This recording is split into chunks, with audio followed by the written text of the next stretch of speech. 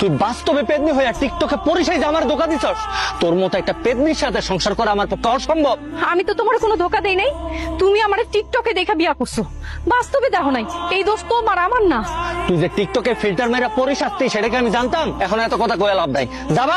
আব্বারে যখন কইছি তোরে আমি ডিভোর্স দিব, আব্বা তো তোরে ডিভোর্স দিতে দিব না।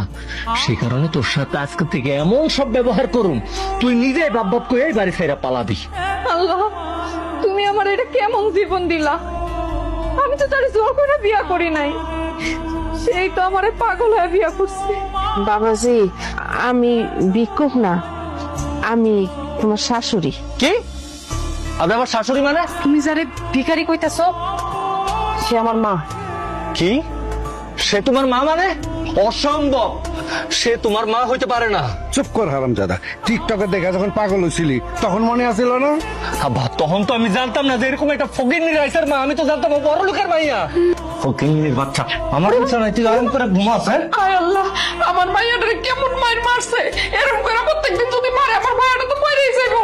এই হারামজাদা, বউরে জানোর চুপ কর। না মানে কি করুম? হ্যাঁ, ওর লগে এক বিছানায় আমি ঘুমাইতে পারুম না। কি কইলি তুই? সোয়ারে তুমি কি পাগল হয়ে গেছো? আমার বিছানায় মারতাছো?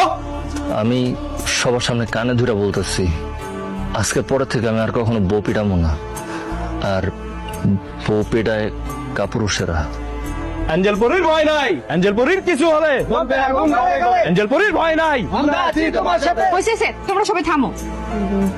কি কইলি তুই? তুই লাইভে যাবি? এই তোর লাইভে যাওয়া কেমন ভয় পাই রে? তুমি এঞ্জেল পরিরে থাপ্পড় মারলা? থাপ্পড় মারলাম কে কইলো? আমি তো এঞ্জেল পরি রে চুমা দিলাম।